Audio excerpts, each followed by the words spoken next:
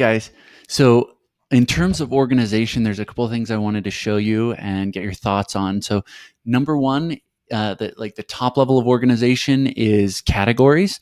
And from the homepage, and you can click on the link up here in the top left corner to get to the homepage. You can click on categories. These are our main categories right now. And these can change, and there's a lot of stuff. Part of me wonders, like, should we have all these categories? Should we just have like discussions? Events is kind of something I've taken out for now because we're not pursuing it for the moment. But obviously, we're going to grow into a lot of this, and kind of as you experience growing pains, that's when a community typically expands and changes and adds additional offerings. But this is the basic organizational structure, these categories. And then beneath the categories, you have tags.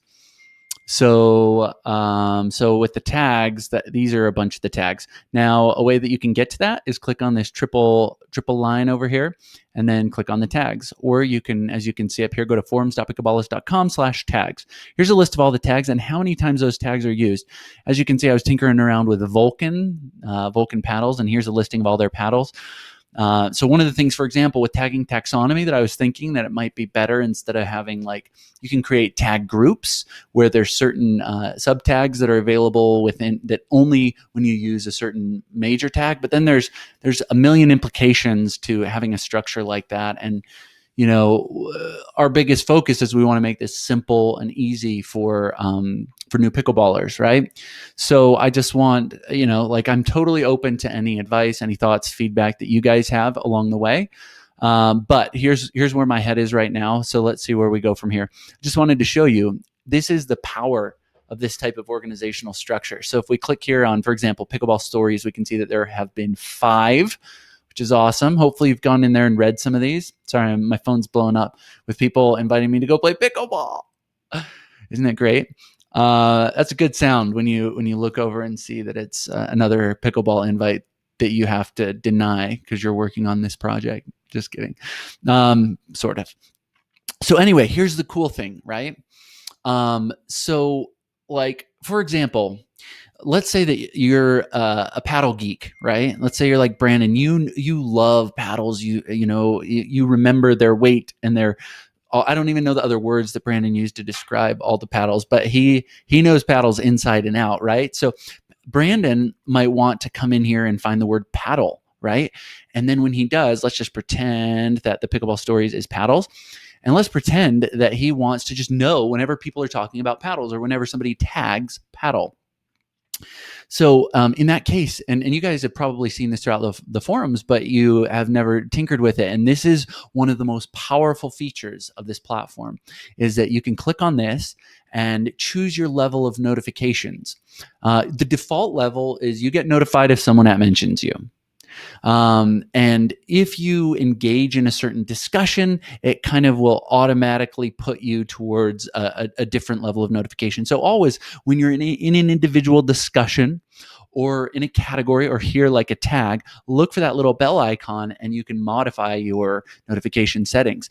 Watching is the most intense. I want to know whenever somebody says anything on this thread. So I believe when you create a thread from scratch, you are on the watching level.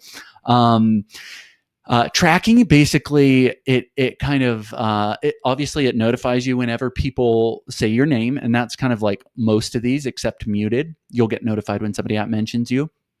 But the other cool thing about tracking is you'll get a little blue bubble or something next to it. Let's see if I can show you. I can't on this page, but you get a little blue bubble next to it telling you that there are 4 new replies in that thing that you're tracking. So you get a little badge next to it, which is super cool to see how many posts you've missed out on since the last time. Let's see if I can quickly show you that, because so Chicken and Pickle strikes again. Let's say we're looking at this.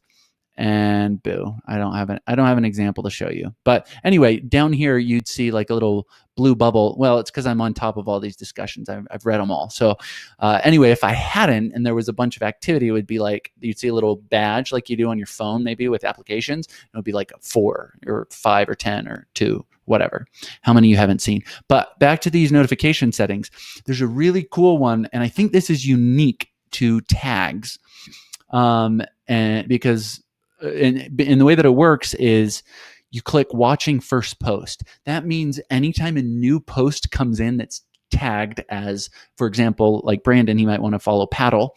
Anything that's tagged with paddle, boom, you get notified if you're using this option. And then you won't get notified of all the stuff that happens after that. You just get that first notification, which is super cool. That's what watching first post means. Regular means you get notified if people that mention you, and then muted, like, I don't want this anymore. Like, for example, let's say you start a discussion and then it gets out of hand. Everybody's talking about it and you're like, yeah, I don't really care what the final answer is. I'm out, just click on that bell and be like, I'm out, mute. So anyway, so this is where I'm coming to you as with this discussion that I'm posting right now is I need help with this tagging taxonomy, the hierarchy of tags and what we want this to look like. So I'm looking forward to everybody's thoughts, and thanks as always for your participation in helping